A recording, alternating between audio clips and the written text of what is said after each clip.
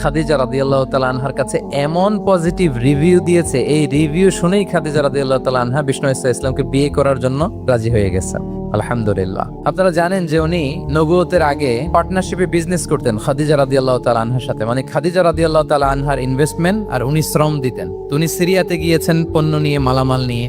ওনার ব্যবসা বাণিজ্যের ধরন কেমন এটা দেখবার জন্য খাদিজা রাদিয়াল্লাহু তাআলা আনহা ওনার এক বান্ধবীকে পাঠিয়েছিলেন ওই ক্যারাভ্যানে, ওই কাফেলায়। নাম ছিল মাইসারা। তো মাইসারাকে বলেছে, মাইসারা তুমি দেখবা যে টাকা পয়সা আবার উল্টা পাল্টা করে কিনা, ঠিকঠাক মতো ব্যবসা করে কিনা, আমার huge investment on behalf of me, তুমি ক্যারাভানে থাকবে আর দেখবে যে মোহাম্মদ ঠিকঠাক বিজনেসটা করে কিনা।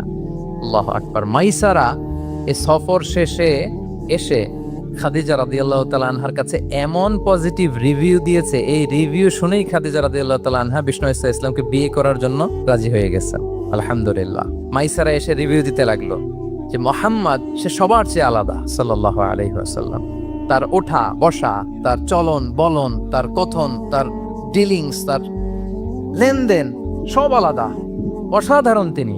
মাইসারার রিভিউ শুনে আল্লাহু আকবার, খাদিজা রাদিয়াল্লাহু তাআলা আনহা তিনি অবাক হয়ে গেলেন এবং তিনি বিয়ের প্রস্তাব পাঠালেন। রাসূল সাল্লাল্লাহু আলাইহি ওয়াসাল্লামের এই আমানতদারিতায় মুগ্ধ হয়ে কি করলেন? বিয়ের প্রস্তাব পাঠালেন। তাহলে কি পরিমাণে ট্রাস্টওয়ার্দিনেস ওনার ছিল। আরো মজার ব্যাপার হচ্ছে, মক্কার কুরাইশরা, মক্কার লোকেরা রাসূল সাল্লাল্লাহু আলাইহি ওয়াসাল্লামের কাছে এসে আমানতের সম্পদ গচ্ছিত রাখতো।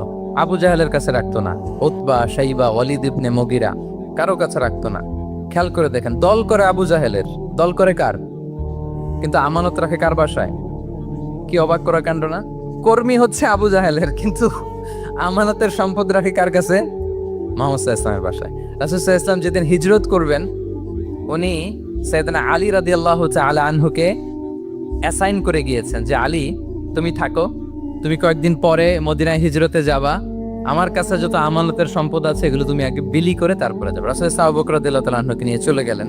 আলী রাদিয়াল্লাহু তাআলা আনহুর টানা 3 দিন লেগেছে যে ডিপোজিট গুলো রাসূল সাল্লাল্লাহু আলাইহি ওয়াসাল্লামের কাছে ছিল, আমানতের যে জিনিসগুলো ছিল এগুলো বন্টন করতে সাইয়েদনা আলী রাদিয়াল্লাহু তাআলা আনহু 3 দিন সময় নিয়েছেন। 3 দিন।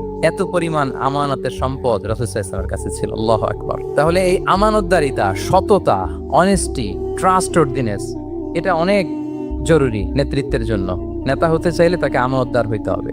যদি একজন ট্রু লিডার কেউ হতে চায়, তার মধ্যে আমানতদারিতা চাই। কি চাই?